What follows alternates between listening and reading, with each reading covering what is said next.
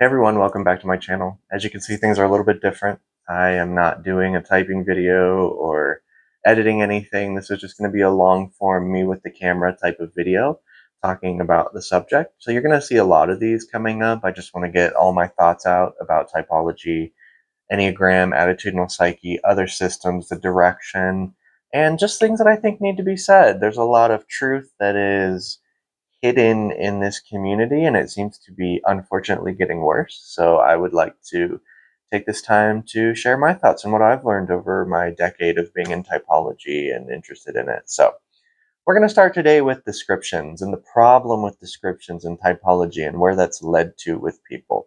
And the first biggest thing, I know a lot of you that follow me have heard me say this constantly, it's said by other typology teachers, is that behaviors and traits are not typology.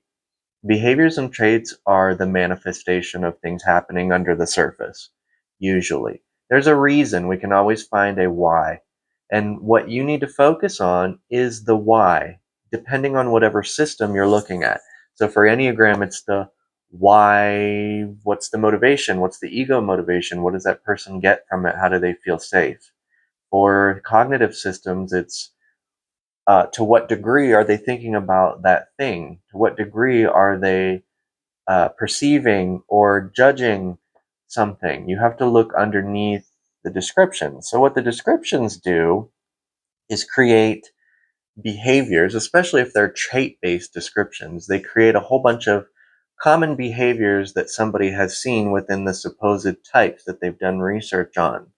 Now, the problem with that is behaviors happen for multiple different reasons.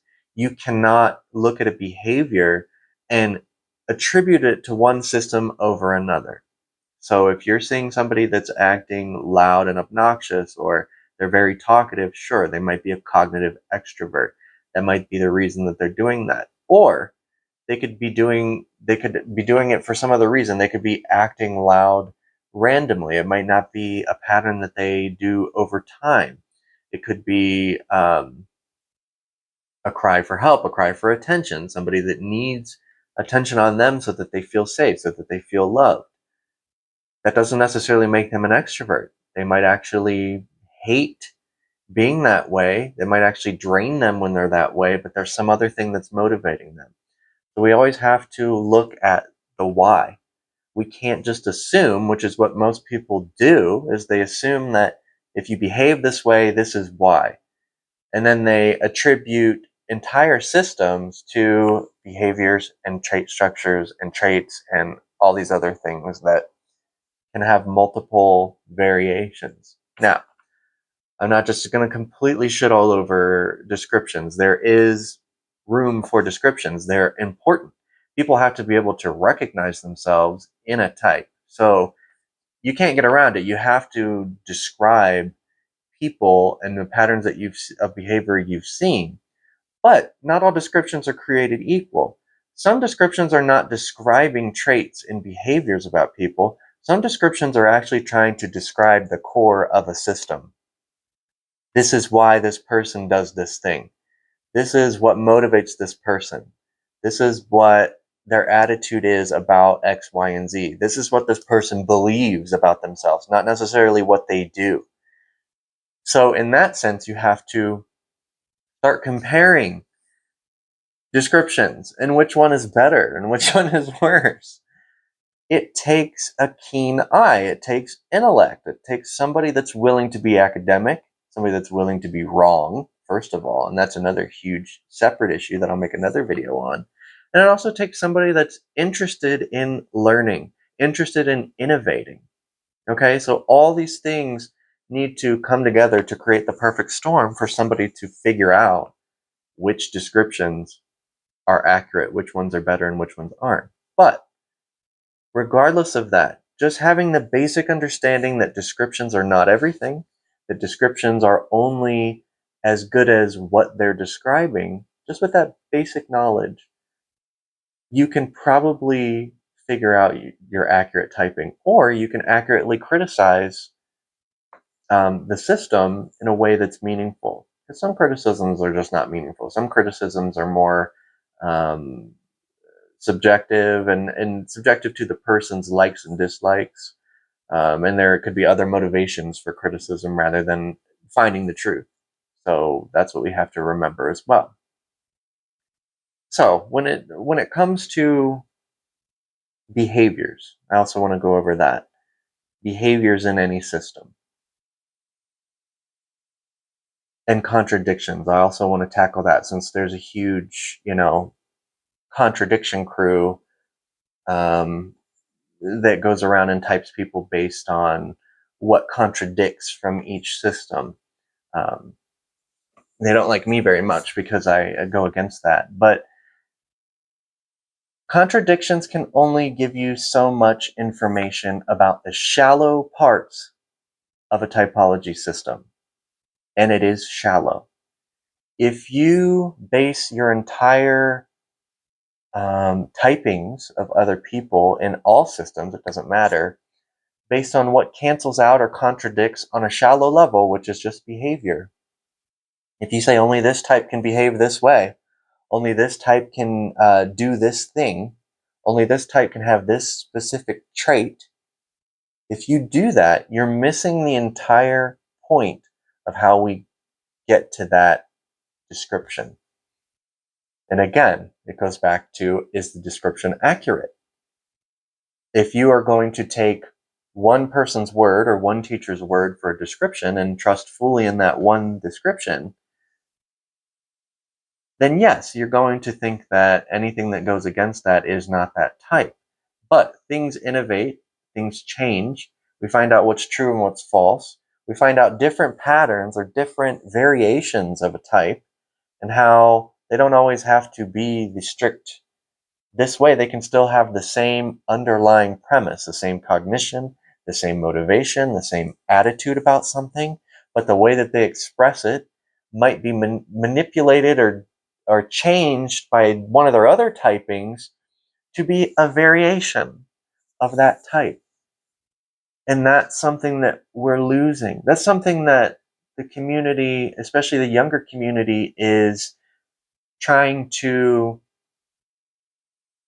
cut off any sort of differentiation or any sort of variation of a type, or they're only trying to hold on to one interpretation of how things can vary, or one teacher's teaching of how things can vary. And if anybody strays from that, then they're contradicting. So really at the core of all of this is an anti-innovation, an inability to reflect and change. So that's an important part of typology. That's the only way that typology will continue to grow and eventually catch up with neuroscience or give some sort of information to neuroscience and psychology, even though this is a technical pseudoscience because you're making structure before you have the data to work off of. So it's insinuating that there's a structure that isn't technically there that we can't prove. That's the problem with typology. That's the hope that typology will eventually lead to harder sciences and make more sense with them, right? So yeah, back to descriptions. It's going to be rambly. I warned you all. When you have a description that is only, how do we call, basic in nature. So it's just giving you the overall theme of the type. It's giving you the overall theme of how it might look. Those are actually better than the descriptions that try to elongate a huge type. For instance, an Enneagram, let's say we have 9 types. Let's say somebody is just describing one of the types. They're not going into the subtypes. They're not going to the instincts. They're not going into tri-type or trifix or any of that. They're just describing a type. The longer you make it and the more detailed you get about that type, you have to understand that they are describing different variations of that type. It isn't everybody is that thing. It isn't everybody has to fit every word of that type. The authors, 9 times out of 10, because there are authors that are unfortunately uneducated and not giving you the truth. But anyway, 9 times out of 10, they're giving you every variation they've seen of this type within that type, if they go deep into the type. This is why it's important to make sure that, actually, it's just important to notice that vagueness and short descriptions that cover the basics of the type are actually better when it comes to understanding than huge, long, drawn out ones. Now, if you're somebody, and now you should be somebody who understands that you're just getting the tons of different variations and ways that the type can manifest, then go for it. Then read about the type in depth. Go deep into whatever about whatever type. Again, if we divide the population of the Earth, 7 billion people, into 9 different types, it's almost, it's like 800 million people per type, if they're even, which they're probably not, but it's still millions of people per type.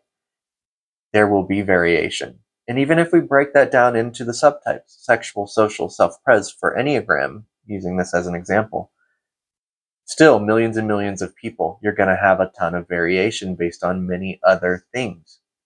So the whole point is, what is the system about? That is the important piece. What is at the core of each system? When you are talking about contradictions, when you are talking about, well, this description contradicts that one, you're not looking at the core of the system. You're assuming that since, let's use a 2, for instance, Enneagram 2, motivation. You're assuming that since 2s have the motivation of trying to be worthy to others, then they are always going to be helpful, or they're always going to flatter people no matter what, all day, every day. If they don't flatter anybody, or if they don't identify as somebody who flatters, they're not a 2. That's incorrect. There are many things that can happen to a 2, not only in their life circumstances, but how they view the world in their cognitive sense, their attitude about multiple different things, their big 5 type, their socionics type, their cultural overlay, what's appropriate in their culture, their circumstances in life, like where they are, how old they are, what part of life they're in, what they've dealt with on a personal level, the sadness that they've dealt with, or the happiness that they've dealt with, whatever circumstance in life that has led them more to where they're at.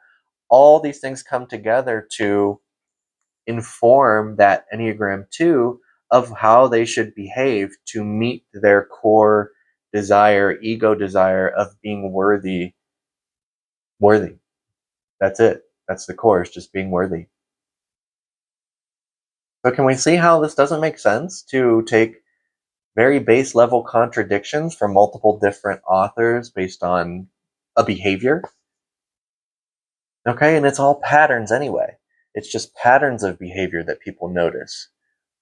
After studying, you got to understand, these most authors, most writers who have worked with people one-on-one, we're talking hours long sessions with people where you go through, you get to the core of who they are, what they're about, what they care about, what they believe about themselves, trauma, all that stuff. You're unwrapping who they are as a person. These people that have done that and then created descriptions, they're looking at patterns of behavior. They're not looking at the weird off things that the person does or the things that don't fit. They're just looking at what connects them together. But that does not necessitate that it came from the thing that was going on under the surface. You cannot prove that. This is why typology is a pseudoscience to begin with. And this is something that you, the viewer, have to understand in order to have an accurate picture of what typology is. If you want to use it for fantasy, fine. You want to use typology to type anime characters? Fine. Do that. If that floats your boat and makes you feel good about life, and it's an escape, it's a fantasy, go for it. I have no issue with that. However, if you're going to try to make that and this obsession with shallow level descriptions without understanding how these things came to be, you're going to get nowhere. You're not going to get to the truth. That, at the end of the day, what matters the most is what is true. What is true on all levels. And the truth is very vast. That's why we have to be open. As people, especially in typology, we have to be open to the truth. We have to be open to being wrong. That's a hard one for me. Those of you that know me, I don't like to be wrong. I like to argue with people. That's what gets me in trouble. But you have to be open to being wrong and changing your mind and changing the way that you think about things. Or you won't find the truth because it's so vast. The truth is so vast, it's so layered. And even though it's very simple to observe the truth, you just keep unraveling more truths the more that you think about it and the more that you discover. But that's why it's fun. That's why typology will never, ever, ever be boring unless somebody comes out and like disproves everything, which still probably won't make it boring because people will hold on to things regardless. But that's what makes the search of your type, the search of other people's types, the search of how this all works and how this information all fits together. That's what makes it interesting and fun and intriguing. For me, anyway. But I'm assuming that's how it works for the majority of people. So now that you've listened to my rant about descriptions, I want you to take away a couple main points here. All right? The first point, always look deeper into the type. What is at the core of the type? Pull back each layer and get to that core meaning of what it's explaining. Don't get stuck on descriptions. Don't get stuck in your fantasy either. Oh my gosh, I'm like this character. I have to be this type because I relate so hard to it. Why do you relate to it? What do you relate with?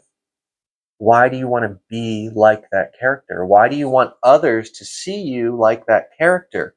What is it? What's motivating you? What's your attitude? What's your cognitive stance? What are your traits? All that stuff is important. That's point one. Point two, I want you to take from this. Don't let other people bully you into a type or bully you into submission, thinking that you're an idiot because, oh, but you don't fit that description of that type.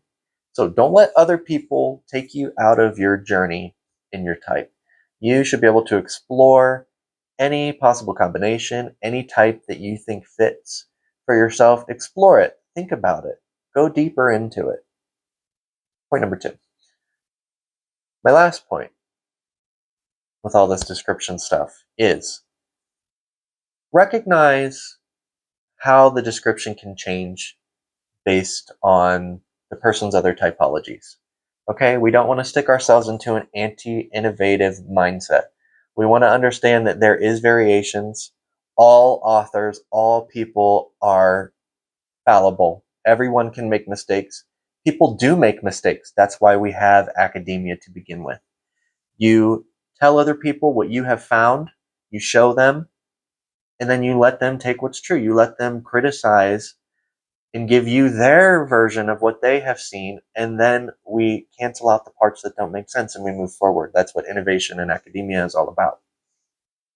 So keep that in mind when you are typing yourself and others or reading descriptions. Okay? Because I can always relate to anybody can. Okay, it's not just nines, it's not just Enneagram nines, not just like the INFPs, not just the EIIs, it's not just high agreeableness. I can go on. Everybody can find parts of descriptions that they relate to. And everybody can be repulsed by any description if they want to. But the point is to figure out why. Dig deeper, become more curious, stay open, quit being obsessed with contradictions when they tell you absolutely nothing and they're anti-intuitive and they're anti-innovative. You're going to get yourself stuck. You'll realize it either now or later. You will eventually realize that having that mindset is going to keep you stuck. And it's going to make you hate and dislike people that you shouldn't, all based on some anti-intuitive stance of, well, my teacher is better and my description is better than yours and blah, blah, blah. You can't go there. Okay, so I guess that turned into point 4. But thank you for those of you who stuck this out through the end and listened to me babble. I greatly appreciate it. You're going to see more of these videos because I'm kind of ready to just say what I think, and regardless of the consequences. So leave me a like. Please subscribe. I'm getting close to 1,000 subscribers. I know like YouTube is supposed to do something once you hit 1,000. And I will see you for the next video, okay? Also, sidebar, for those of you wondering, I will be making Enneagram series in relation to AP. I didn't just drop AP like, everybody else has. I will be making Enneagram videos in relation to AP because a lot of people have been emailing me, asking me, Rob, how do you know which Enneagram type you are with which type, which ones match up, which ones contradict? Contradiction crew at it again. So I will be making videos kind of explaining this out, telling people what I've seen, being open to criticism, I guess. And yes, so you'll see more of that. And also, I still have typing sessions open for those of you who want professionally typed by me. I do Enneagram and AP, both. Just go to my website. You can do it there. The prices did go up. Thank you, inflation. But yeah, I'd be happy to type anybody who's willing to talk about it. My email's also open for those of you who want collaborations or just to talk to me about business-related inquiries. And I will see you in the next video, okay? Bye-bye.